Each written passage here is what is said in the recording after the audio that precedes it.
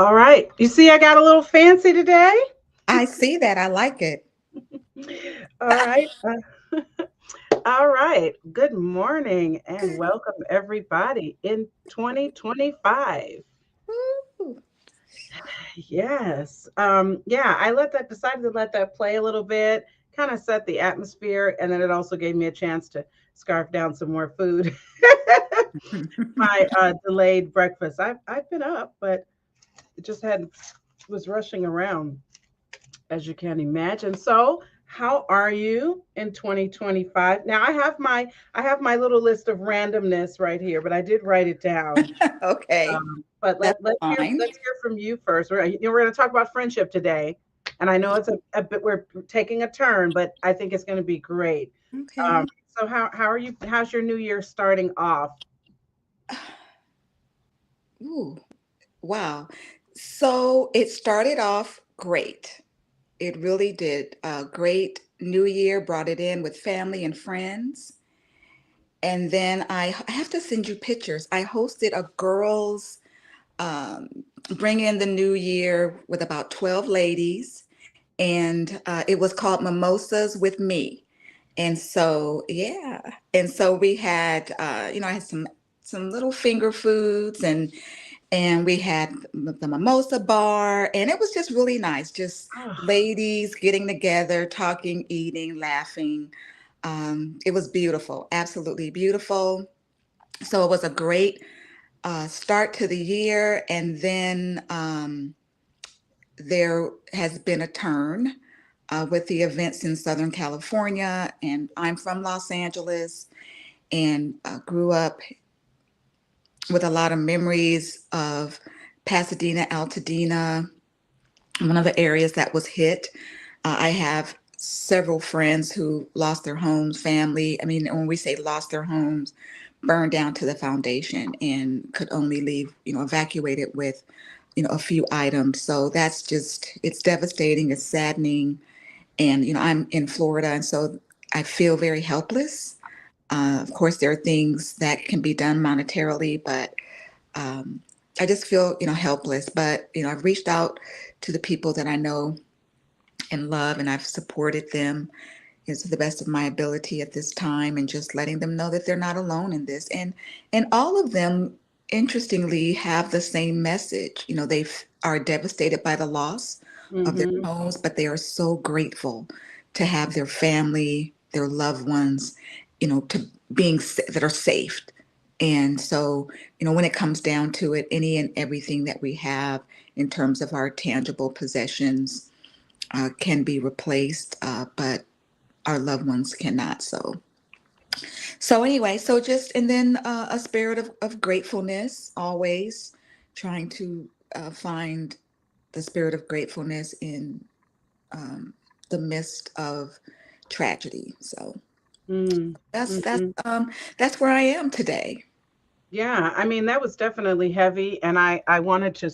I was going to chat about my more superficial stuff, but show us your beverage this morning first, and then I'll run down my list and circle back. I want to circle back on the LA fires too. Okay, so this is my beverage for today. This is I am a huge Meet the Press fan. Are you? I don't know how you don't know that. I feel Yes. terrible about it. So listen, I've gotten better, but there was a time where I would tell people in my life, do not call me between 10 and 11 on a Sunday. I will not answer. I am religiously watching Meet the Press. And my favorite host was Tim Russert, who passed away. I actually cried when that man died. Tim Russert. And then my next favorite host was Chuck Todd, who recently passed the realm and the reins over to another hostess, a female hostess. But so I am drinking in honor of Meet the Press. I'm just doing coffee with a cinnamon stick, with a Hmm. splash, yeah, and with a splash, of course, of Kahlua. So you know how I do. And that's it for this morning. Wow. You know what? I would be tempted to start watching Meet the Press more consistently just because you said that.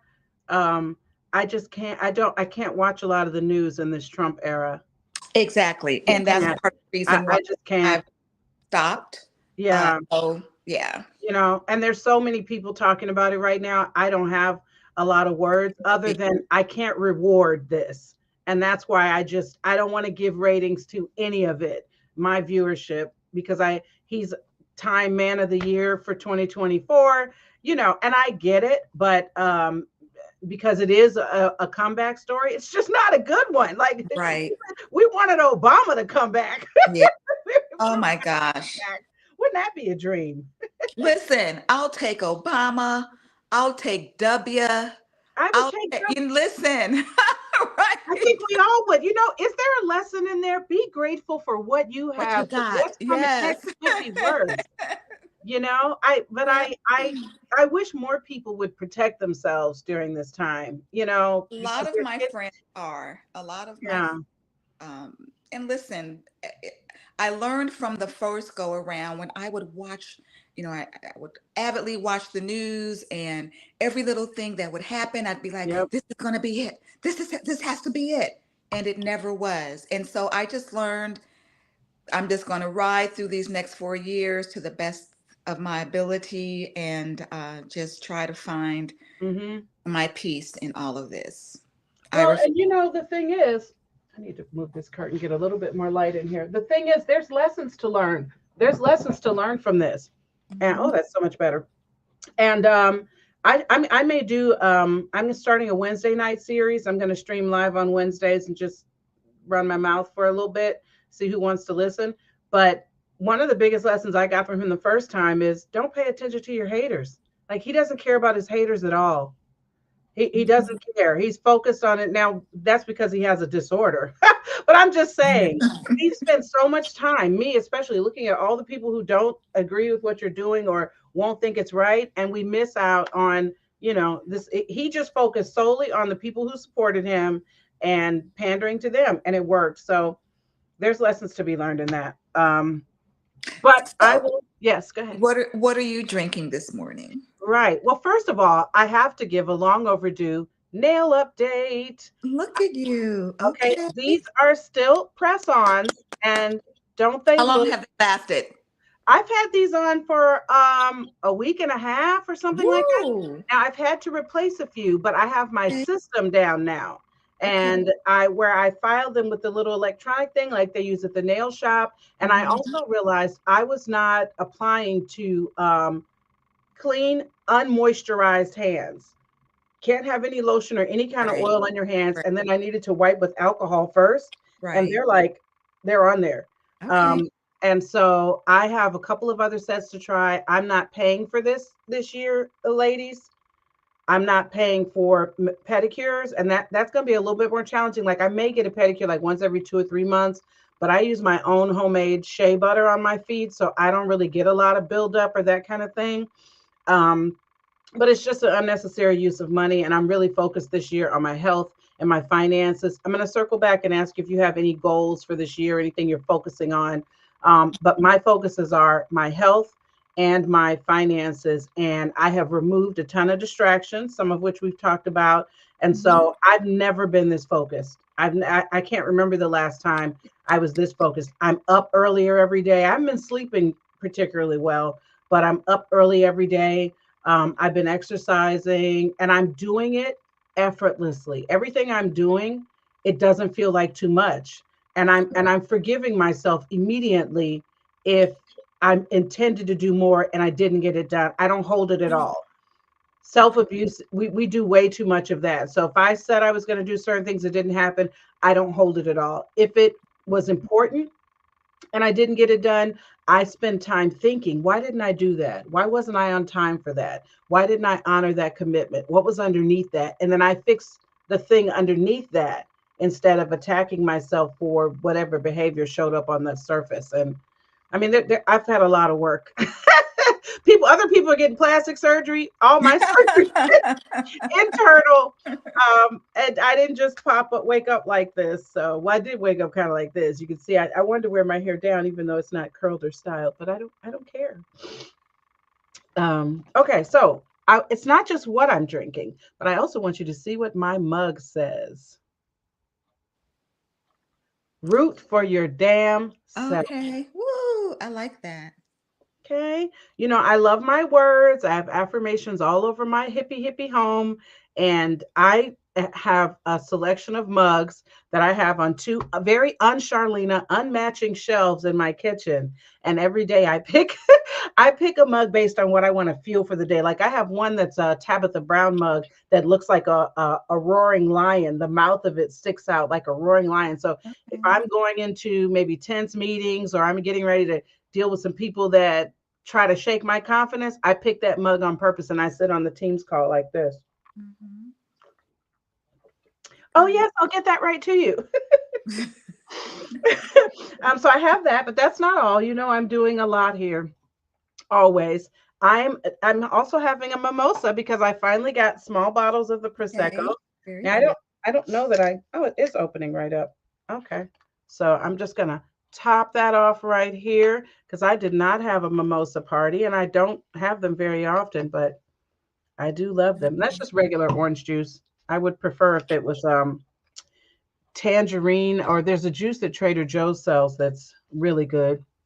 And then the last drink is water, but I'm explaining it because this is actually, and this is a little out there, Charlena, but I'm going to share it at just a small dose anyway.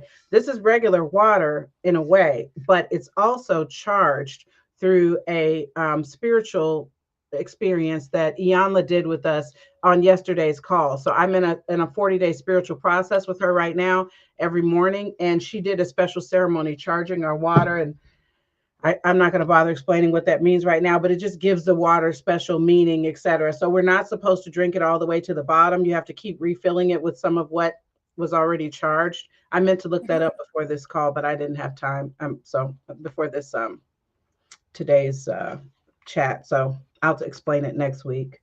Mhm. Um, I don't really have much around the new year. And I'll tie it in, I guess, with fire. I had a very quiet holiday season in general. Most of my children were gone. I'm grateful that I wasn't like super depressed about that. I would say my one of my favorite words to describe when I'm not sad or depressed, but I'm also not like, yay, melancholy. Mhm. I And was that's very, okay. That's yeah, okay. yeah, Yeah. you know, you know. I spent a ton of time alone, which is, something I love to do anyway, and got a lot of rest, a lot of rest. I did reading, I did drawing, I worked in my journal, I did some projects around the house, just things that I never have time for on a normal basis. I took random naps. I actually watched the things on my Netflix, my list.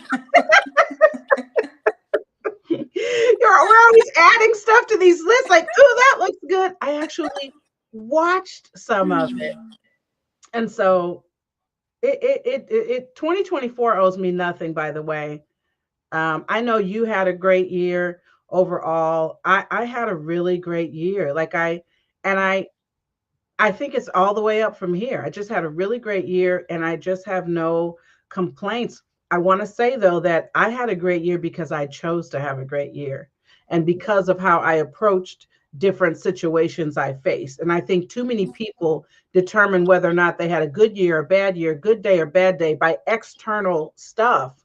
Mhm. And the goal for me in us even doing this show is that you learn to control the controllables and not to be as affected, or at least not in the same way, by external happenings that you can't control. And so there was definitely drama and things that happened that were unpreferred for me, but it didn't affect me, my year, and my experience on the planet. And so that's what I'm grateful for. And that's why I'm not as worried as much about the future, control the controllables, focus on what's happening in here. So for me, it's interesting, because earlier this morning I had to make a run to the store, and while I was in the car, I was thinking about actually 2023 and 2024, and I was thinking about all the changes that happened in my life in 2024, and while someone had shared this with me before, I went through, there's so many of the what's considered life's major stressors. Like I went through an engagement, a marriage, a move out of state, a job change, selling a house, buying a house, all within 7 months. And so 2024 was sort of a year of, I don't want to say equilibrium, but just getting back to our homeostasis, which is getting Mhm. back to just Balance. a balanced state in my life where there aren't all of these projects and things that have to be done. So now I'm in this period of, this is my life, and what is it going, to look like, because I do have a new life in so many ways, and I'm just trying to embrace that, the newness of it, and then shape it into what I have the power to shape it into and Mm-hmm. determine what I want that to be. And you and I talked about that the other day. You know, there needs to be, prayer and soul searching to determine what the next, I'll say, 35 months are going to look like for me, because I plan on retiring in 35 months. I And know she looks 35, you guys, but I she's plan on retiring actually a 30. senior citizen. I I just want am. to remind So everyone.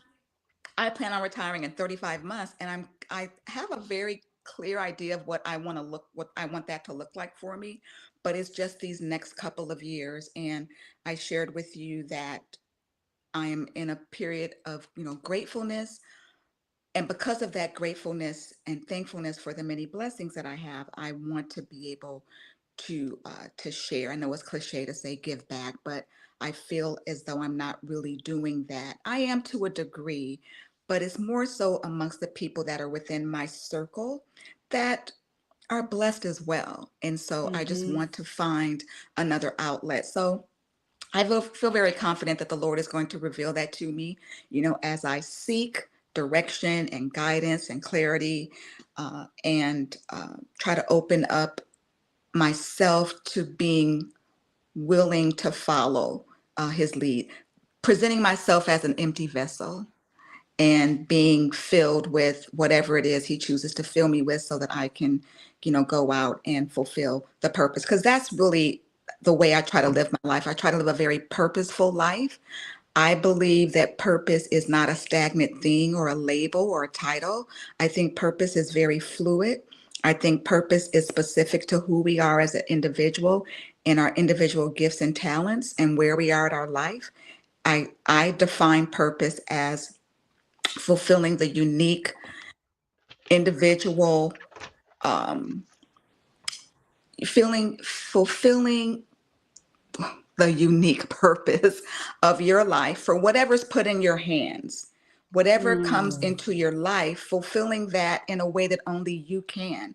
And that changes from time to time, because when you're younger and you have young children, maybe it's about, your children and parenting and things like that. But as you get older and your children have different needs, your focus isn't so much, on parenting, it's on different things. So but it's really about what's in your life. So that's what 2025 is going to be for me. It's going to be fulfilling my purpose Mm. and coming to an understanding and realization of what that is and walking in that. So that's what it's going to be for me. That's what 2025. And then Mm. being the best I can be. I wrote down fluid. It That's is so good. fluid. And It and is we need fluid. to have we need to have a show talking about purpose, and maybe more than one, because look at our age, and we're still kind of like trying to kind of find this elusive thing that But I will think give that's why we us. have to realize that it is fluid. And that's Yeah. part of our responsibility. To me, when you have the gift of life, there's a responsibility that comes with it. And I Mm-hmm. think as human beings, we seek to know, what difference am I making in this world? And that's where Mm-hmm. purpose comes in. And if we truly focus on, it's not a title or a role or a Mm-hmm. task, it's truly about embracing the impact that you have the ability to have in your life, the people that you touch, the circumstances that you're in, and touching those things in a way that only you can. And if you do that, I believe you are fulfilling your purpose. So yeah, so that's that. So let's listen. We are in 25 minutes. I Uh, know, but let's that's get this. who Let's that's get. fine. I It's really want to yeah. get to this friendship thing. I I really do. know. It's so good. Listen, so I'm going to start it off by tying it back to the fires, by talking about my house fire. And frankly, fire is a purification, Hmm. you know. It's a process of purification, which is hard to accept when it takes away. Hmm. It's hard to accept that there could be purification, and when it takes away and we don't want it to. So like on New Year's Eve, I did my own burning. I wrote down a list of people that I needed to release, attitudes I needed to release, emotions, beliefs, etc. And I burned it, and then I dumped those ashes into the garbage and had them sent away from my house symbolically. I'm all the way done with this.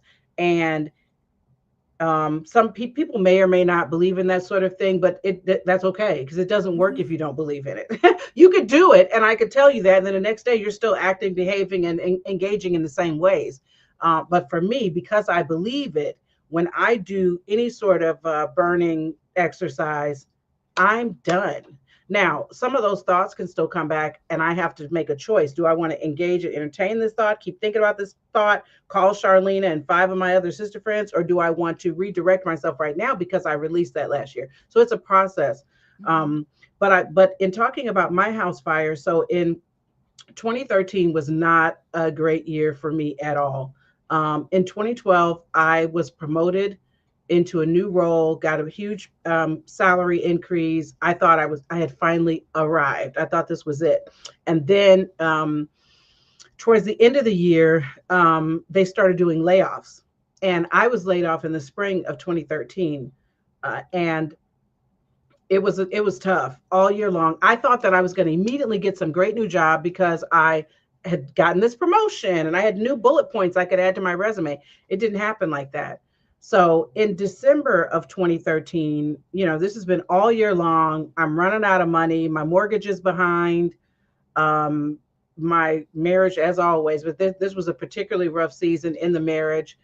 And I had purchased I think my grandmother passed away. You can tell we're going to get into mother wounds because that's why I don't even remember.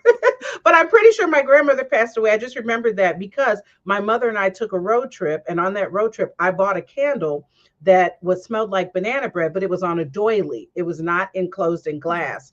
And so this particular day in December, I made banana bread and I lit that candle. And the candle was on the counter. I had been taking a nap on the sofa the entire time, and then I jumped up because I had to go and get my children from school. And after I picked my children up from school, I don't know why I did this because I definitely didn't really have any money. I was like, "Hey, we're going to go get some pizza from some pizza place." And I took them somewhere else. And while we were getting the pizza, my ex-husband called and said, "Where are you guys? The house is on fire." And so I was like, "What?" And I want to thank God for the fact that I am very level headed in a crisis. I am not a person who gets super emotional and I'm flustered and I'm all over the place, like, oh my goodness.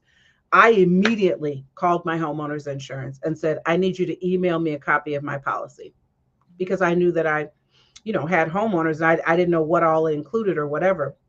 So the blessing was that by the time there was traffic, and by the time I got to my home, there wasn't any kind of active fire anymore, and the house was brick. So from the outside, unlike what you described, it's still, the structure looked intact.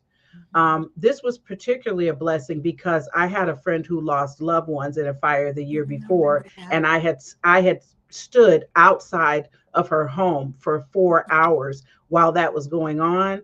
And I had a lot of just post traumatic stress from observing all of that. And several other people that I know were out there too, and we never talked about it again. So I don't know what their issues were, but for me, it was like I would hear fire trucks and start panicking, and things like that.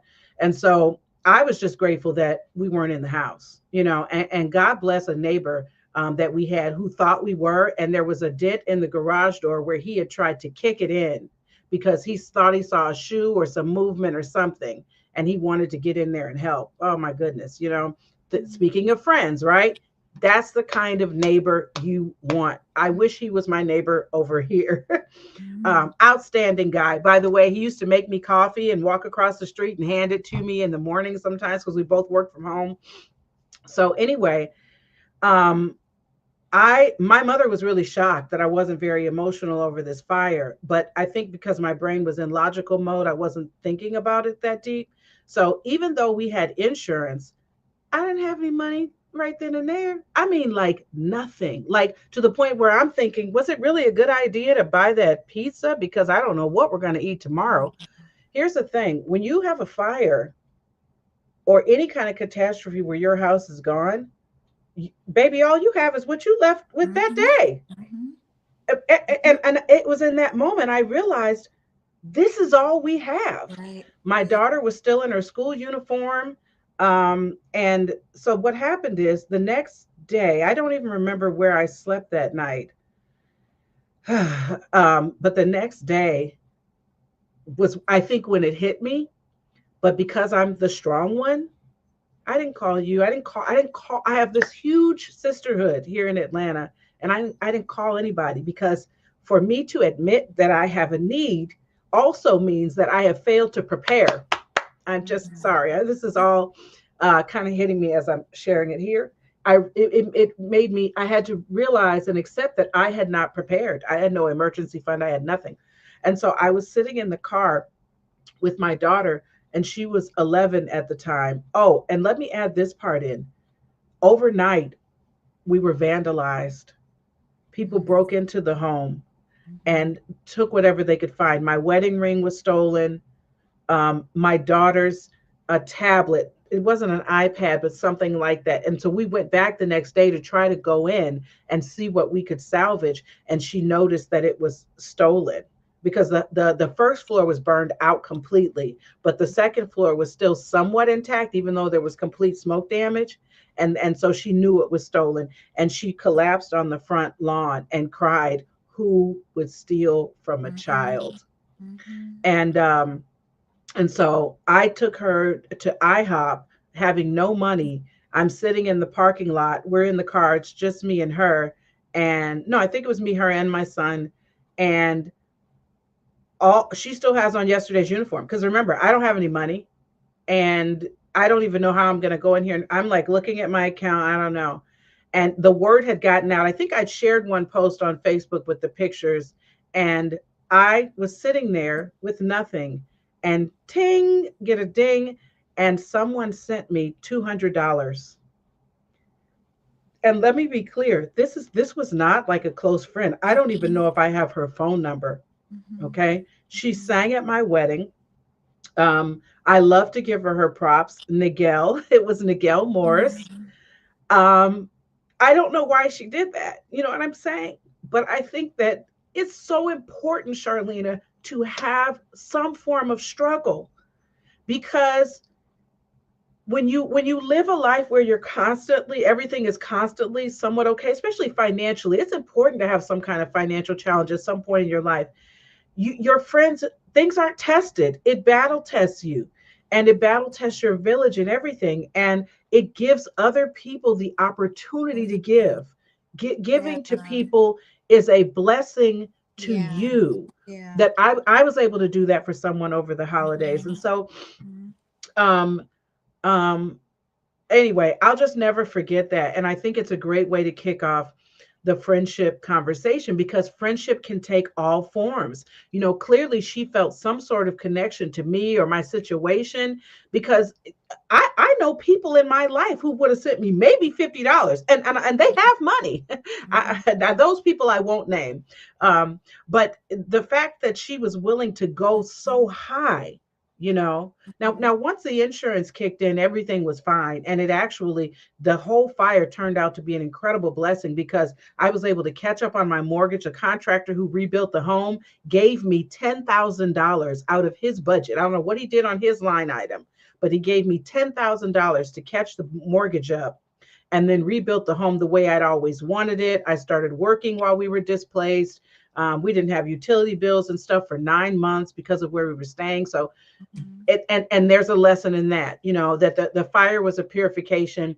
The house itself, we've been in there about 8 years by that time or something like that, and everything needed to be replaced anyway. The refrigerator, the stove, things were falling apart. And I remember thinking to myself, when I do start working again, I'm going to have to pay for all of this stuff to be replaced. And when I walked into the house fire, the back wall was completely gone, and the fire department had pushed all of those appliances out into the yard, Charlene. I was like, look at Jesus. He just threw it all away. So anyway, I'll never forget that lesson. It just reminds me that you have to see what the unseen. We spend so much time focusing on what we can see and not the unseen. But I learned a lot about friendship from that and what it looks like. And what are your early thoughts on friendship? Because I know we have a lot of places that we can go here. And I don't want us to forget to talk about mother wounds, because I think that has a huge impact on why some women struggle to connect with other women. And I've heard women say, I prefer to be friends with men because women are messy and women are this. You're not realizing you're attacking yourself because you are a woman. So it's interesting because when I talked about um, one of the a person that he lost his home, he and his family, and then also his parents. I had to count the years of how long I've known him, and it's been like 51 years. That's a long time.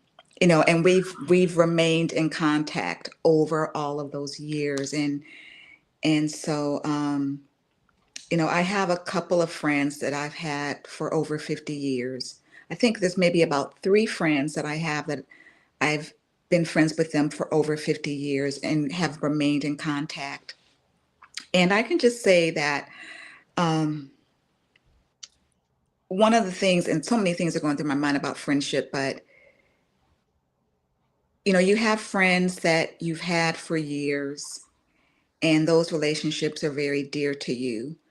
And then you have friends that as you become older, you you bond with certain people. One of the things that I've learned about friendship is that friendship is not determined by the number of years that you've been a friend to that person or how long you've known them, but Mm, it's truly about the quality of the relationship. I mean, that's really what it comes down to, is the quality of the relationship. And I think that there are some people who feel like because someone has been in their life for years and years and years, that makes them a friend. I think that friendship, you know, I think it's the Bible that says something. I may be wrong. I don't know. But, like to have a friend, you have to first show yourself to be a hmm friend. And I think I would say that I would probably define or define friendship and the best friendships as being relationships where the person gives to another in the manner in which they would want to receive. You know, being to that person what you would want and need someone to be to you. And I think that those make the best friendships, the ones that stand the test of time.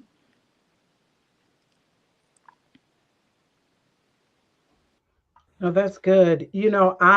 I've had to learn. I'm going to put that up on the screen. That friendship requires effort. I I and my best friend Yolanda taught me that. I remember early in my marriage, she wanted us to like talk about things and go deeper, and I found it to be so draining. She has dragged me along for 31 years. One Mhm. of my longest running friendships, and she wanted us to like share and get emotional and be closer, and I wasn't capable of that and Mhm. didn't have the capacity to do that, especially in the initial phases when she started bringing it up, because my marriage was so taxing that I felt like I don't have space to now. I'm going to have a long conversation with you. Even now, sometimes I have to say, I can't go back and forth about this all day. It takes too much out of me, because there are certain parts of she and I that are not congruent naturally.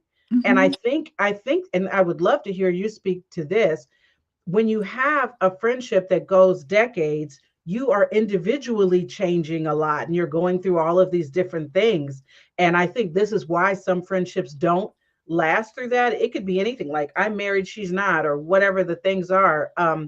And we made a decision that no matter what, we're going to talk it out. No matter what, there's no more like friendship breaks or being upset at each other, just none of that.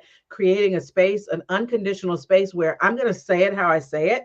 And if you're offended by it, you're going to tell me, or more importantly, you're not going to be offended because you know that I love you and I'm not Mhm. meaning harm. This is just how I talk. Because I found that even though she's my longest friend, I often had to censor myself when I was talking to her because she might take it the wrong way, and it's not supposed to be like that when you're in an unconditional friendship, you So know. there's so many, so oh my gosh, there's so many levels to friendship. You know, I think we have to realize that not every friendship is going to be the same, nor does it have the same capacity. You have to realize who this person is and what truly is this relationship. What does it require of me, and what am I able to give, and what am I looking for in this relationship? And I think if you're able to define that, and if that works for you, then you can have a friendship with that person. I look at the people that I consider to be my friends, and all of those relationships are so different, and they give to me so many different things. I don't look to one person to give me the same thing that I receive from others. Now, let's be clear. There are certain things that I expect in order for someone to have the title of friendship. I expect there to be, caring and love and respect, in integrity, um, really respect, love, caring, support. Um, there's just certain things that I say, okay, this if I'm going to consider you my friend, then this is what I am expecting from you. And for that person, what they define as being what they need may be very different from what I need. But not every friend is going to give you the same thing. And I had a very interesting situation that occurred maybe about 6 months ago, where I went through a trying situation with a friend, and I had to really reevaluate. What do I need to do with this friendship? Do Hmm. I need to do I need to just let it fade to black? Do I still maintain it? Do I redefine it? I mean, there's so many things that go into maintaining a friendship over time, because so many things change in our lives, and dynamics of our lives change, that cause us, to reevaluate. But I think for me, the people that I consider friends, I value them. I have a certain level of value that I place upon who they are intrinsically, and also what they bring into my life. And I have to determine, is this something that I'm willing to continue to put effort into? Because it takes energy, effort, time to maintain a friendship. But then, I have friends that I've had for years, and we may talk once or twice a year. And but these are people that I know that are for their, if I ever reached out to them and I needed something, they would be there for me. So I think it's important to not try to define all of your friendships um, by one, definition, but to, if you can respect that they're all different, and what they give you is different, what they require of you is different, and if all of those things work for you, then I think that you can maintain the friendships over time. So I had to take a note on that because that is such an excellent point. I already know what our part two is going to be about. Because we're definitely going to need another show on this. I when you said each person brings their own things, um, this is something that I had to show my bestie, because I think at some point she was trying to be the end all be all. And if I were to say, for example, oh, Charlena holds space for me better in this area, she felt like I'm saying that she's at a deficit because she's not doing she's not able So did to you say that to her? no, no, no, no, Okay. no. I'm not saying that, but I think. Well, I wouldn't say that I said it exactly like that, but I wouldn't. How do I phrase this? I would never say Charlena is so much better at you than you are at listening to me. But Okay. I might phrase it and say, I might be talking about you too much, right? I might say, Charlena and I had this great conversation. We talk about this all the time, and she would interpret that and Okay. as a deficit, that's something that she wasn't providing. And so one of the things that we talked about, and it ties in exactly to what you said, is it's almost like if I listed like all my good friends, and I'm so thankful when some people say they have a small circle, my small circle is like 10. Moving Mhm. to Atlanta blessed Mhm. me so much in terms of sisterhood, Mhm. and it all happened very organically. To the point where I used to struggle with, if I ever did any kind of trip, I would never be able to, trim it down to like Mhm.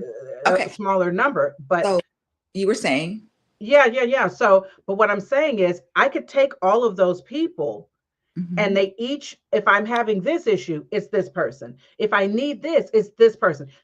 Each person serves a very different purpose in my Mhm. life, and it makes Mhm. for a beautiful portrait altogether. And I was doing some of that naturally, but I think people can also be intentional, because you could call the wrong friend expecting something from them, and that's not their purpose in your life, and now you're Mhm. irritated at them. Right. When they have shown you who they are and what their capacity is, and And there's nothing wrong with wrong that. with that. Exactly. Exactly. I think that, and you know what? It's so interesting. You talked about, you can make this list. I actually, and I think this is something I'm going to do. I am going, this is so interesting because I just had a thought. This is all tying in. But anyway, I'm going to reach out to my friends and I'm going to let them know specifically what they bring into my life and the I gifts. knew you were going to go somewhere mushy with this. I knew you were going to do. I No, can't. because that's important, I believe. May not be important for anybody else, but I believe that's important. And I want the people in my life to know this is what you bring into my life. This is the gift of who you are in my life, because one of my girlfriends did that on my birthday. She called and she left me this very detailed voice message about what I am to her. And Mm, I didn't really know all of that and what I meant to her. And it was such a significant gift because we don't really know what we are mm, to the people mm. in our lives. Not really. I mean, we have an idea and we know we're their friends and we know we're there for them, but they all give us, certain things. And I think that's going to be something that I'm going to be very intentional that I make sure, that happens. That's Yeah. so good. And And so yes. so let me say this too. One of the things that I've tried to do over my years of growth and in my friendships is, in addition to wanting to be able to tell my friends what they mean to me, I believe for me, I don't know all that I am to my friends, but I do know some of the value that I give to each of my friends. And I'm very clear with that. And what that does is it gives me confidence in the friendship. Meaning, have you ever been in a situation where you've seen friends competing over the friendship that they have with another person? Like they have a mutual friend and they both kind of are competing, trying to be the better friend, or I want to make sure she likes me more, or I'm closer to her than you are. And, have you ever seen that dynamic? And I'm not saying specifically in your life, but just have you ever seen that dynamic with, and especially probably, I mean, I guess it could happen with men, but especially with women. Have you ever seen that? I mean, I used to experience that with my Chicago friends. Every time I would go there to visit, this was when we were much younger. There would be this competition around whose house I was going to stay at, and why was I over her house more than over here. And they seemed to be pulling for my attention, and I just felt like, what is the big deal? Because they didn't really care for each other. That's the other thing. So they didn't they didn't want to get together. Okay, they just wanted to divide me up, like a piece, like a pizza or whatever. And so yeah, I think that's it. And I do think that that's it's weird because I've never had that issue, and I'm not even saying that's a good thing per se, but I like people that I love come to Atlanta all the time, and they may or may not have time to visit me, and I never take it personally, you Mhm. know, because Mhm. Atlanta's huge. Like if you don't come here with a plan, and I did mention that to one friend when she expressed guilt yet again over coming to Atlanta and not seeing me, but she didn't come to Atlanta to see me. She came to see other people, and I'm an hour away from there. And I told her, Mhm. you're going to have to be intentional about it. Like you're going to have to plan it out. And or I would come to her, but she wants to come and see my home and everything, you know, as well. So, but yeah, I've definitely So experienced that. yeah, so I'm saying that I think it's important in our friendships that we have our own level of security in that friendship with that person. And if we can define what is it as a friend that I give to this person, because for me, I feel and believe that I add a value, and while I may not know exactly what it is, I add a value to the lives of my friends that they don't get somewhere else. I add a particular value to their lives as they do to mine. So it's not a one-way thing, as they do to mine. And so that gives me a level of um, security and confidence in where I stand with that person. And I feel very good about the friendship, um, because I'm very clear as to what I give. Nothing no other relationship that they may have intimidates me. Yeah, and exactly. And I think I don't have an answer around why that didn't bother me more. I do want you to know that I started writing down some friends just in case you want to Mhm. do this before we close. If you want to give any friendship shout outs on No, this. so listen, my crew, they know who they are, but no, I'm going to reach out to them specific because I want to take time. I'm going to write it down, and I that's important to me. I want them to have Well, that. this is what I'm going to do. I don't think any of them are listening. And listen, they have to listen to me all the time. So I have no, that's the other thing. I'm not a person who, and I had to tell one of my friends this. Well, it's important to keep in mind though that sometimes what people do for you is what you want, what they want you to do for them, which is we can't go there right now, but I want to park that there because I have some friends who feel guilty if they haven't watched the show, you know, oh, when is your show again? That sort of thing. I don't care. Mhm. I because I want people Right, who because this is want for to be here us. organically. What'd you say? This is for us. It's really for us. We're really just letting people in our business so they can pretend like that we would be talking like this on the On phone the right phone. now, you know. But I never want people to feel obligated in that way. But I wonder if that maybe that's not a sign saying, oh, they maybe I should support them differently. But my point is, um, I don't feel I never feel like I like when I had the rebirth coaching program, the health program, I had friends who joined that, Charlena, and paid for years and didn't need to Mhm. lose a pound. They just Mhm. wanted to sign Support. up and support, and they would join different things. And I used to tell them, don't feel obligated. I Mhm. want people who are organically connected to what I'm doing to naturally want to be here. And for me, that's not what friendship has to look like. Mhm. For me, it's like if I need you in that moment, then I hope that you are, you Mhm. know, available. And frankly, just the fact that people want to keep being my friend, I kind of marvel at that. I don't know why you're my friend. I don't know why you picked me. She picked me, everyone, anyone who's out there. She literally walked up and picked me because Charlena has so much style, grace, coordination. Listen, just be quiet for a moment, okay? I know that I'm speaking to other women out there like me who are slightly tacky. Like maybe you got a little bit of fashion, but you know you relapse every now and then. Like we have to put thought into putting ourselves together because it doesn't come natural for us. These women we see who just look effortless. Even down to when we got on here, I noticed your necklaces and I saw them the last time we were together. And I'm like, my silver chains are not right. I need to ask Marlene. It's not natural for me. And so whenever I see these women, I always Right. assume we'll never be friends because I'm not polished like that. And what I love about you and other women who are this way, because there are some women who are very well put together and they're snotty with it. Okay. They would look at me and see that there'd be something about my coordination that was off. And then suddenly I'm not in the cool kids club, which at 52, I don't give a shit anymore. Okay. If I tried so many years to fit in, I wanted to be part of, different circles that I saw and observed. And now I'm at a place where I don't want to be, I don't want to be included and I don't care.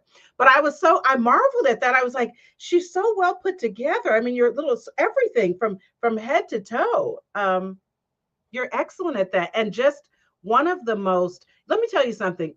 There are people I know that are jealous that Charlena is chose to me to be her friend just because of the level of show up itness. That's not a word. How she shows up for her friends. Charlena actually, now I said I had 10 friends. She doesn't have time for 10 close friends because she gives so much. There's no way that she would have time for her life, her husband, etc., if she expanded her friend circle because she goes all in. And I'm not going to embarrass you further by going down the list, but oh, I will tell you this. Oh, I don't know if I ever told you this. All that stuff you did for my 35th birthday. Can you believe it? 35th? That was so long ago. That was Oh gosh. no. All the stuff you did for that, right? So I had friends who came from out of town that I had known since college. So they were longer term friends. And they showed up. I'm trying to think out loud. Who is it? Because I'm just going to say it how I say it. Their lazy asses didn't want to help with anything. They spent all their energy on themselves and their own beautification. And I thought, okay, once my homegirls get here, they're going to go down there to the spot and help Charlena set up and do all these things. And they were like, oh, she's new. We've been here. They're like, we've been putting up with you for however long we put in our time. What? Yeah, they were like, she's catching up. She's got some catch up to do. Wow. Okay. So, That was um, a great event. We've had some great events over the years. well, You you've know, put on some great events. It was beautiful. Actually, yes, it was good vibes all yeah, evening. that was a great everything. That was just a great, and you looked amazing, and it was great. You did 35 justice. It's so funny. There's one thing that I remember. You're so it was this sticks out to me. It's so funny about uh you and it's so you don't help. You talk about this whole jealousy that like we're friends. You don't help it because it was Zion's. It was the baby shower for Zion. I think we had it at, and I have a picture of me standing by the At, table. Anyway, it was in uh, Nadash's house. It it was was in so the, I was about to say beautiful. that. It was in the Dedge's house. And somebody asked you, did you think I would do a party for them for some event that was coming up? And you said, she only does stuff like that for her friends. And I'm one of her friends. And you just left it at that, like, I am, you're not. The answer is no. Just like, oh my God. I thought that was so hilarious. It Ooh, was you were such a bitch I about it. was a Like, bitch. I I'm was such a friends, bitch. you're That's not. why. No. That's why I've had all this internal plastic surgery. And you know what? Sometimes I miss the bitch in me, but I'm learning that she's definitely still there. I just bring her out differently. But I'm so not as insensitive as I used to be. Yeah, Like there are people that who was who would hilarious. never deal with me even now because I was so insensitive and I had very little tact. But I also Charlena needs people to speak for her on that behalf because she's not going to say it that way and I need them to know it ain't happening. I'm not trying to say, oh, I'm special or whatever. I'm just telling you she's not going to do it for anybody that she doesn't feel some kind of heart connection for. That's why she never did it as a business or whatever. If you don't feel a connection to the person, you wouldn't be capable of it. You wouldn't be able to put any energy to it. Your Mhm. creativity wouldn't be the same. And for whatever reason, she was into the whole story of it all. And I mean, the three of you were just amazing. And since you brought up the shower, I'm not going to go on and on about this, but I will say that you would not realize that the top reason why that was so special to me is because my first pregnancy, I was so alone and I had nothing and I had no one. and I don't even know if I had a shower. My parents weren't around. It was a horrible time, and that's why it just bathed in shame. Basically, is how I felt that entire pregnancy, and that's why I am so passionate about baby showers myself. Like me, I could throw a baby shower for anybody, even if I don't know them, because I believe every child deserves to be celebrated and Mhm. every mother deserves to be Mhm. supported during that time. It doesn't Mhm. matter how the baby got in there. Like Right. none of that. You're go especially as a matter of fact, you deserve it more if the situation is adverse because you're already dealing, you're feeling down, you're feeling shame, you're feeling guilt, you're feeling regret. And this should be a moment to pause and celebrate the fact that millions of women are infertile and can't have children. Mhm. And And no my child heart bleeds under, for my friends who are in that situation. But yeah, no every child child is a blessing, under any circumstances, every child is a blessing. Any child that is conceived is a blessing. So regardless of the circumstances. So yeah. So regardless of the circumstances. so enough about baby showers and parties and and all of that. So I don't know, are you it's yeah, we got about I don't know how much time we have left, but so I do want to say one thing about friendships as well is that I don't think, and we're talking more in about women friendships amongst women. I as a woman, I don't believe that you can truly be friends with someone who is envious of you. Mm.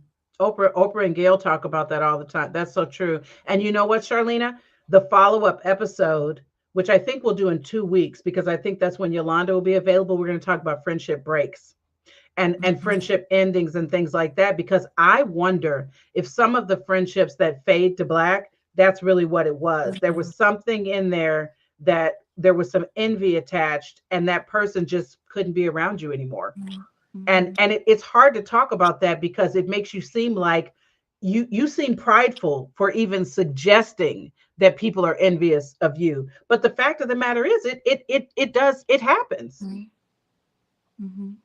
you know. Very much so. And if there's anyone out there that's hearing this, listening to this, please know that if you have someone, if you have someone in your life who cannot celebrate your ups and truly empathize with you and support you in your downs, that's not a friend.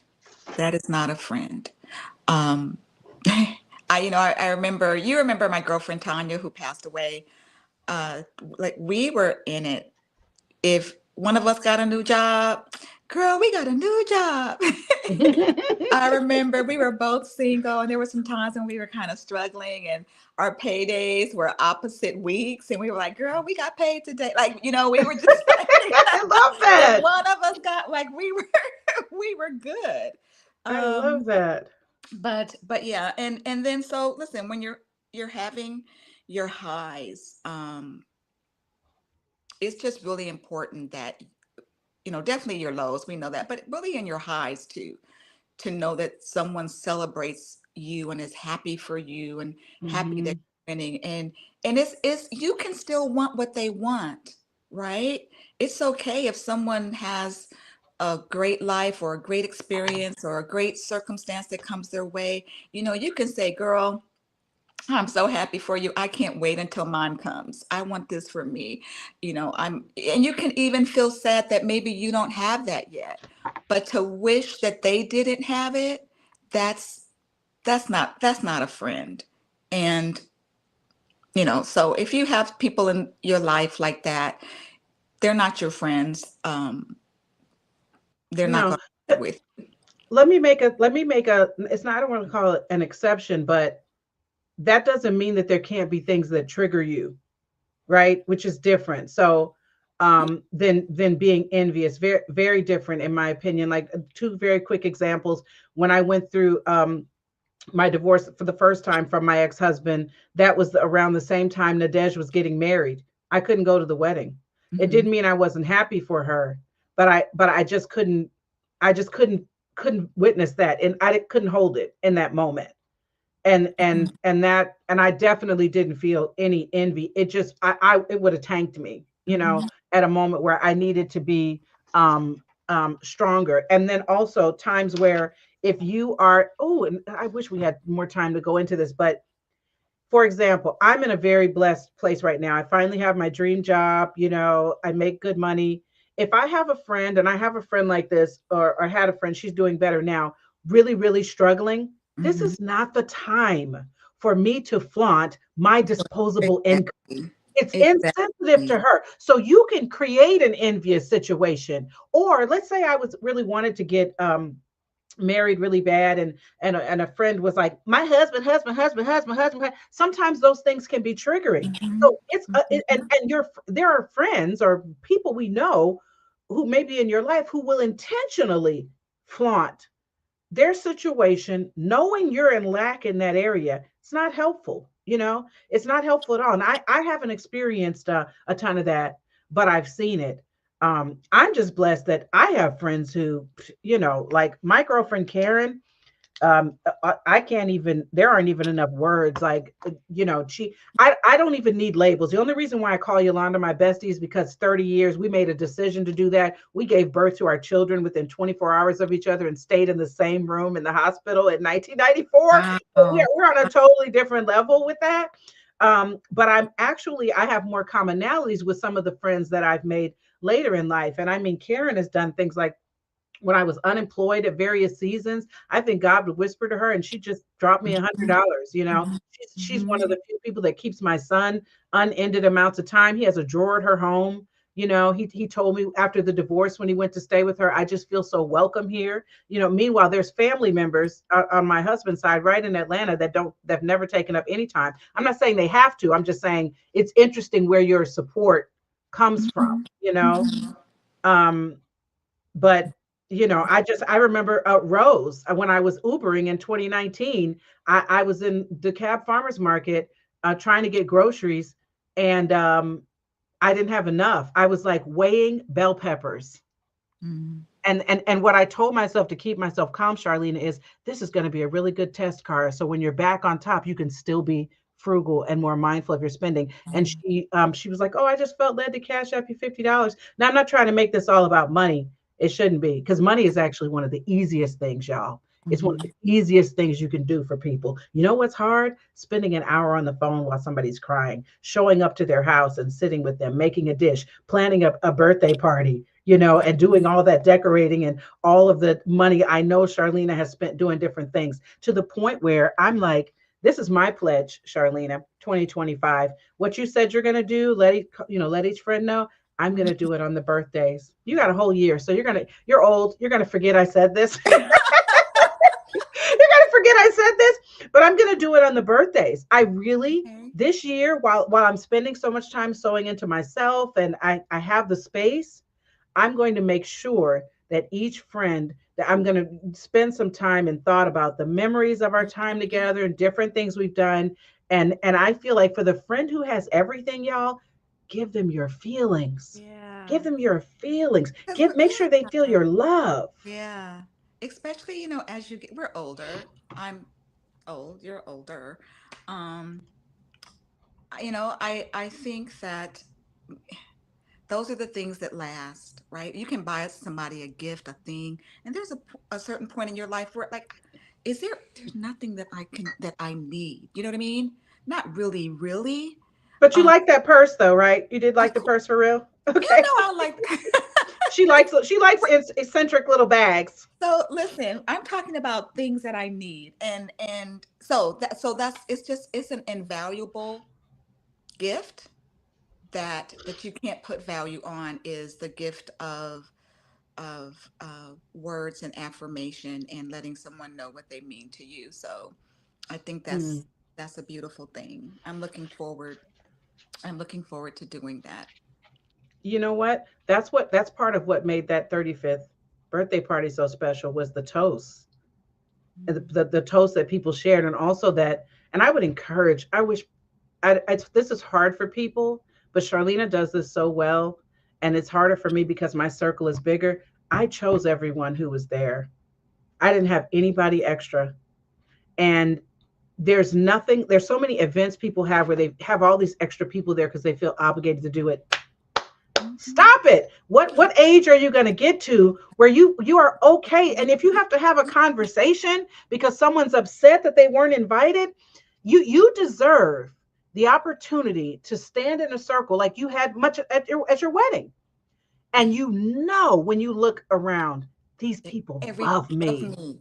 Yes. I mean, I did that at my Mm, 50th. There was just like eight, that's you remember? right. That was very, very small. Small. Very small. Yeah. And I had a really interesting situation that occurred with that. Mhm. One of my dearest friends, no longer here, he passed away. Um, he was married at the time. And I specifically only wanted people there that I was close to. And I didn't really have a relationship with his wife. And so the invitation was for him. Oh, And that's right. What you did was really testy. She was like, no plus ones because I don't know yeah, them. right. It Yeah, was it takes offensive. courage. I mean, it was not just the money that I was spending at the event, but it was I had, gifts and things, and I just really, it was my thing to celebrate my 50th, but I celebrated it was also a celebration of the people who were significant in my life.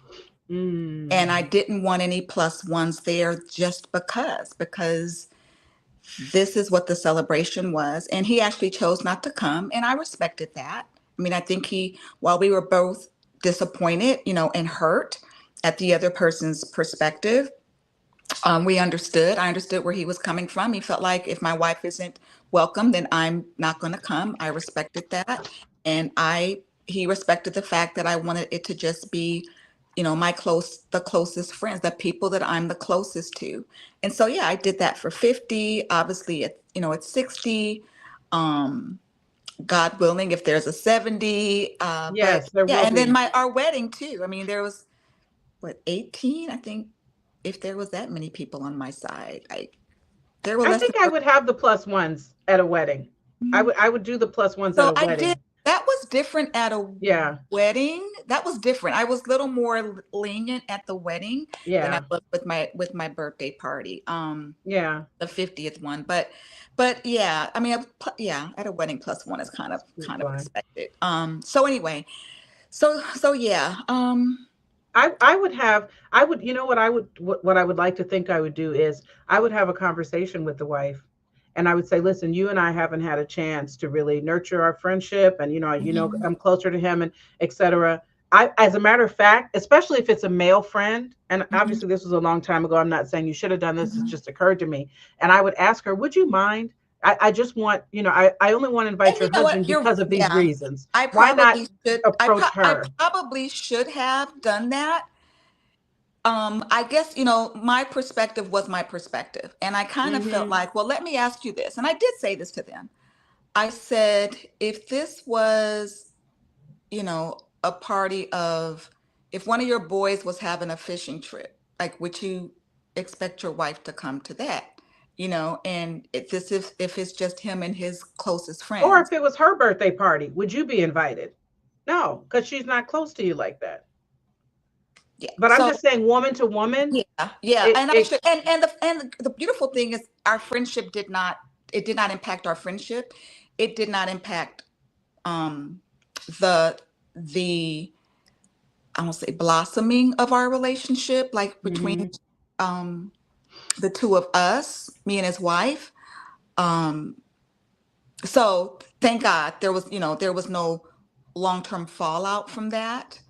We were able to recover and get back on tracked, and so anyway, so that was that. But listen, with friendships, you live and learn, and you don't always get it right, and you don't always get it right, whether it's something that you do or your friend does. I think if you know the person's heart, that is how things should be judged. hmm you know No, I and i agree. and I think you and I have our own experience. I think that we'll share in our next Yeah, we'll share that next time. Before we close, I wanted to add in something that I took a note on when you were talking about. First of all, I love that you and Tanya. We got paid today. We Yes, got we a did, raise. Oh, honey. I That is love how that. we used I to I roll. love that. And I had a friend Mhm. when I used to live in Virginia.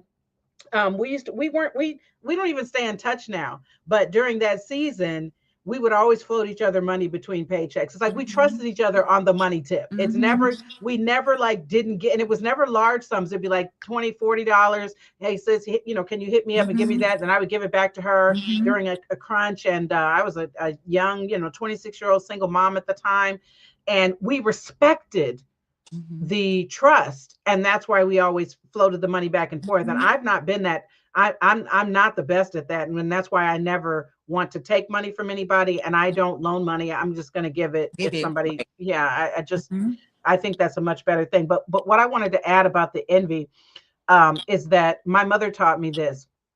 If I see Charlena or somebody, like I made a list here of the top one, two, three, four, five, six, seven, eight friends that I have get a big blessing. My mother said, you just look at it and say, "Ooh, Jesus is in the neighborhood."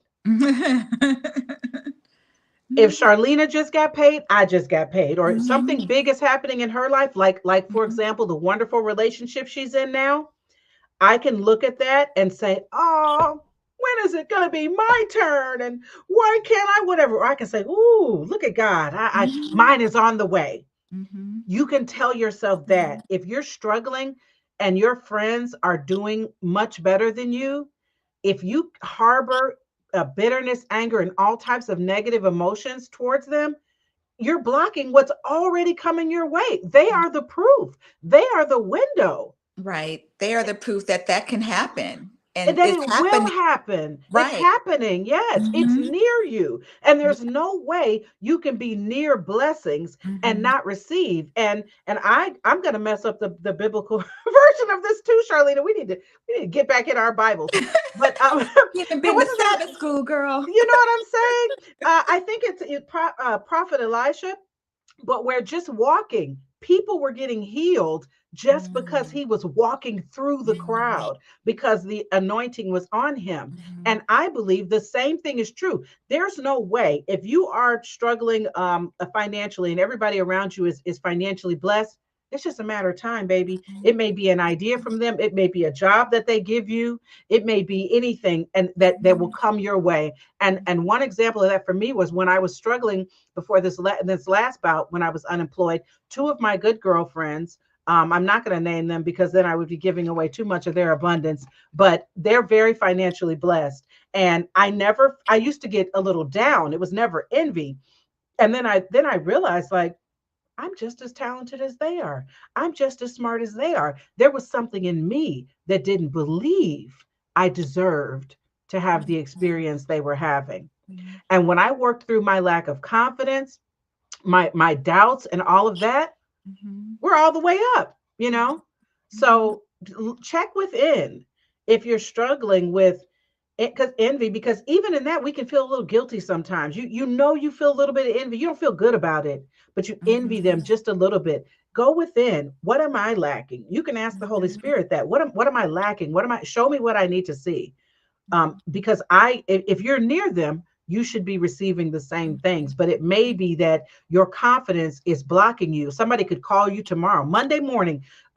Susan, you are perfect for this, and you will talk yourself out of it just with your Mhm. energy, your attitude, words you say, etc. And then somebody won't give you the full opportunity. When you interview, you have to interview with confidence. I interview people. I'm a hiring manager now, and if I'm interviewing someone and I can sense that they're not very confident, why would I trust that you're going to be able to do this job? I need someone who can sell me and it's genuine, not somebody who probably a lot of times has all the talents but no confidence. And then you Mhm. have some people who are overconfident and don't have the talent, which ties us back to what we said at the beginning in our next leader: no talent but overconfident. And that should Mhm. empower you. There are people with far less um, abilities than you doing Mhm. better because they Mhm. believe in themselves. Mhm. So, Mhm. Yep, yep. I agree. So, I agree. anything you want to close with as we end today's show? This was so good. Yeah, we covered a lot, and friendship is a gift. It's a gift. And when you have good people in your life, cherish that and be. I think if we all focused on being the friend that we want to be, we will receive Mm. things that come with friendship. It's truly Mhm. so. I'm gonna share this real quick about one of the things that I realized about my friends. Most of my friends, we all sort of have this same perspective, which is we feel like we receive more than we're giving. I feel like my friends give more to me than what I give to them. And I feel like I just don't do enough. And they feel the same way. And when I feel like I'm not doing enough in terms of friendship because I'm getting so much, it makes me want to give them more. And they're being the same way with me. And so we're everybody's winning because we're coming from a place of wanting to give and share of ourselves to that person. Both of us are in that place versus a place of what am I getting? I'm putting in what Right. this person's putting in. I'm always the one da da da da da da da da. Uh, so give. Friendship is about giving. And if you both are giving, everybody is receiving, and you get to truly experience the joy of friendship. Yeah, because I'm not kidding. I have no idea why you're friends with me. I really don't know. I'm not saying that to try to pull anything out of you. I don't know what I give to you. I don't know why you're. Let me tell you this, Charlene. I'm going to give you this flower, this one little flower right now. I wrote down this list of friends, and they're all wonderful. And like you said, there's no, I could line item what each one of them, the joy that they bring, the gift that they are. Nobody holds space like you and my god sister Christine, also excellent at that. But you'll do an analysis like you did when we were on the phone the other day. I may not even want to talk about it anymore, but Charlena's going to do a full autopsy and pull that thing apart. And I just marvel at that. And it's helping me to work on how can I be more of an active listener when I'm dealing with friends, especially y'all, if you're blessed to have a friend that you've known over a long period of time. They're going to be like, well, back in 2009, this is what was going on with you. Remember that? And you're like, ooh, you need the historical. I mean, in a good way, not bringing it up like that, but I don't know why. I don't know I don't know what Okay, value so I you give. don't worry because you're going to get yours, right? You did. You did. She's planning something mushy for later. Okay, I get it. And I'm Well, not going to wait for your birthday. I'm not going to. I'm just oh, going you to. should. I would love that. You I want it would for love your it. And birthday? I'm not doing that because we don't, girl. I'm not doing that. Maybe it's a 62-year-old thing, but honey, tomorrow is not promised. I'm. okay. Mm-mm. All That's right. just Well, that's me. true. That's me. You do what Yeah. you need to do and want to do, but that's me. I'm not waiting for birthdays. I'm not going to wait. Well, okay. No, do you do? Okay. The only thing I was going to add is that I think that all relationships should be automatic. The reciprocity should be automatic. And I want to talk about that type of thing because I want us to have an episode on transactional relationships. I just couldn't secure the coach that I need to join us for that, but it should be automatic. It's not a ton of effort. We're giving and receiving, giving and receiving, giving and receiving. Everything that That is if it is a friendship. There is nothing wrong with a transactional relationship if Oh, that's that's why what I you. got to have her on here because she is totally opposed to them and thinks they're Oh, very unhealthy. So, no. So to me, I think there's nothing wrong with a transactional relationship if that's what it is. If you're mhm, clear as to, I do this and you do that, and this mhm, works for us. But when yeah, one of them, when it's off balance and yeah, someone's giving, and the other person is all about, only if you do this, will I do that? That's when it becomes a problem. I think yeah. it's unbalanced. That's a problem because there are many transactional relationships that work for people. That's their makeup. That's how they're built, and Well, we're gonna talk about that's it. So yeah, so we'll get, We're yeah. going to talk about that. So, upcoming topics, we're going to talk about transactional relationships, automatic reciprocity. We're also going to talk about how to end a friendship and then when friendships take breaks. Mhm. And I don't have I'm waiting for Yolanda. I think it's not next Sunday, but the Sunday after that she's available. She wants to have me to have like a strict schedule. And I told her this is a hobby for Charlena and I. We're being very fluid with this. If I start over engineering it, it's going to feel like a job. That's why the little clip I put on there, I'm editing that on my phone. I'm like, this is not perfect, but Mhm. this is not going to be a perfect show. So you may want to tune out if that like really bothers you. There's a lot of people out here with beautiful content that are flowing things in and out that I don't know how to do yet. Mhm. And because it's a hobby, I'm not at the point where I feel led by the spirit to like pay somebody to come in here and edit clips and do all these fancy Mhm. things. That held me back for years because I couldn't get it perfect. I just wasn't even on my own channel for like 4 or 5 years. I'm not doing that anymore. Right. For right now, this is what this is. It's just two Yeah, girls talking. yeah, exactly. That's all it is. Well, And every now and then we'll have a something fever. is going on at my house. Okay. I have to go. All I'm right. hearing. I'm not hoping a tree didn't fall because that's usually what. Anyway, with the storm, I have a lot of trees on my property, and sometimes when I hear loud noises, that's what it is. Believe it or not. Oh, wait a minute. Let me show this comment from my cousin. You shout out my cousin Reese. Hey, You know, I don't. I, Ricky. I don't have a lot of family that I'm super close to. As a matter of fact, Reese and I have never met in person. I don't believe we've What? never we've never. I Oh, don't think we have Reese. Reese. Um, Listen, Reese, this is an invitation for you to come to Atlanta right. I would love and it. I, visit I I think they think Cara. I'm joking. Risa, you can sleep right in my bed if I haven't kicked my daughter out by then, okay? But listen, she's actually named after our grandmother. Well, I think it's her great grandmother, Reese Bell Clay, who my father was going to give me that name, but her mother put it in her name, Larisi. Where is Reese? I think she lives in St. Louis. I should know this. If Come on, not, girl. then Come on are to the you in A. Memphis or St. Louis? If you're still there, Reese, Larisi. So she said she's loved this session. God bless my spirit, Charlena. How many of us have a you? Everybody needs a Charlena. If you don't Right. have one, let me pause and say this. Don't roll your eyes. Don't you dare. If you don't have a Charlena in your life, you need to put that on your goal list for 2025. And I'm Not saying there, God made only one of her, but there are similar lights and spirit all over the place. And and for some of you also who are struggling with friend okay. groups, Let's listen. It's not when they say a me. It's not like a me.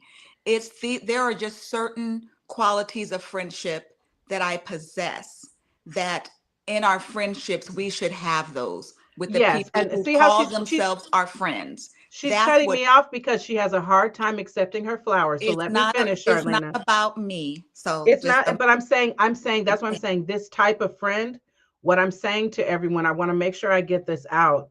There are women who really struggle and don't have good friend circles. And I'm giving you the same assignment that I said earlier. Go within. What in your spirit is not cultivating the environment that you want?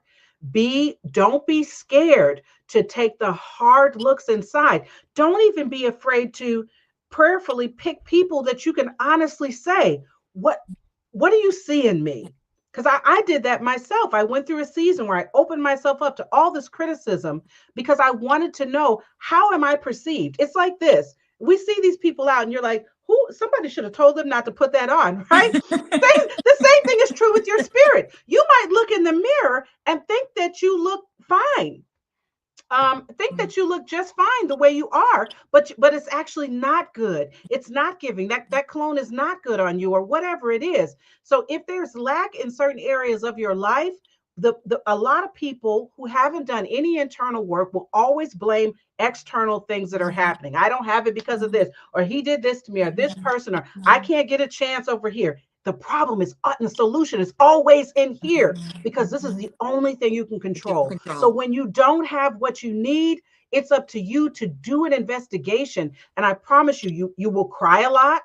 There were times where you'll be angry, mood swings all over the place. But it's just like I said about the fire and the purification. When you come out on the other side, let me tell you, honey, it's Mm-hmm. glorious over here. Mm-hmm. And that's where the truth is. You'll be able to walk with way more confidence because you're not pretending anymore. You're in the truth of who you are. And in that process of purification, a lot of stuff is going to die, not just bad attitudes, but friendships, relationships. There's going to Mm-hmm. be things that have to shift and change. And you just have to be willing to bear up. But I hope that when you go through that process, you have a Charlena in your life and people who will be your support. And it may be somebody on social media, honestly, that you don't necessarily meet in person or know that well, who will be that container for you. But it's so important, if you don't have what you need, to go look within, focus on yourself, control the controllables to build the friendship circle you want, attract the relationship that you want, get yourself where you need to be financially. It's all tied into the same internal stuff that needs to be Mm-hmm. addressed, and your body is crying out. That's what the loneliness is. A lot of these emotions and negative things you're experiencing is another form of pain. Just like if I scratch my arm or if I have a pain on the inside, my body's saying, hey, something's wrong and needs attention. Some of you are experiencing emotional pain because your body and mind and spirit is saying something is wrong. I need some Mm-hmm. attention. Pay Mm-hmm. attention to that. That's Mm-hmm. my closing Mm-hmm. comment. Mm-hmm. We're just getting started, y'all. It's going to be a great year. I want to shout Charlena out. That's why we're even on here, because she has pressed me about this for so long. And sis, Mm-hmm. I am so thankful for you. There's not enough You words I love could you, love say. you, love you, love you. Bye, everybody. Oh wait, whoa, whoa, Whoa, whoa. whoa, whoa. What? Excuse me. Let's make it What? quick, but we gotta do our breathing exercise. Oh my Real gosh, quick. I forgot. And I One. didn't pull a card. I didn't pull a card either. So I'm going to do that Okay. and then we're going to Okay. breathe. Let's yeah. I'm going to pull a Let's quick do it card. quickly. You do it quickly. All right. All right. I feel number 10. 1, 2, 3, 4, 5, 6, 7, 8, 9. Woo! What was I just talking about? Growth. Okay. Growth. We're focusing on growth. That should be a goal every single year. All right, growth. I am not going to read the selection that goes with it because we are so over time and I respect Charlena's time. So I want you to settle in. Make sure your spine is erect. That's really important. You don't want to do breath work and you're slouched like this and that kind of thing. Okay. We are going to take our time though and do 3 breaths, 3 full breaths of 4, 4, 4, because there's a lot of information shared. And while we're doing the breath, I want you to go within and think about whatever came up for you while you were listening here that you know is something you need to address, or it may be a question that you're asking. You may be just saying, Holy Spirit, show me what I need to see the entire time while we're breathing. You may be thinking gratitude. You may be thinking about a friend. The Holy Spirit might reveal somebody that you need to call. I don't know what it is, but find something to focus on during the breath, in addition to just focusing on your breath. So we're sitting up straight. Hands are just resting on your knees. Go ahead and close your eyelids. Don't do this if you're driving, of course, but close your eyelids and just calm down. Calm your stomach. It's probably tight. Your shoulders. Relax your tongue and your mouth. And right now, just realize no one needs you. There's nowhere else you need to be other than in this moment to receive whatever unique information is being provided to you right now. All right. And we will inhale through the nose to a count of 4, hold for 4, and then release through lips for 4. Keep your lips pretty close together and control that exhale. That's what calms your body down, controlling the exhale. All right. Let's get ready. And inhale. 1, 2, 3, 4. Hold the breath. 2, 3, 4. Exhale. 1, 2, 3, 4. And let out all of that air. And just relax for a moment. Breathe normally. We'll do our next inhale. All right. And we're inhaling. 1, 2, 3, 4. Hold the breath. 2, 3, 4. And exhale. 1, 2, 3, 4. Release all that breath and just relax. Relax your shoulders, your tongue, your belly. Notice anything you might be feeling, any tightness or anything like that. If your mind is starting to wander, come back, come back, come back for our last breath. And we're inhaling. 1, 2, 3, 4. Hold the breath. 2, 3, 4. And exhale. 1, 2, 3, 4. Let it all out.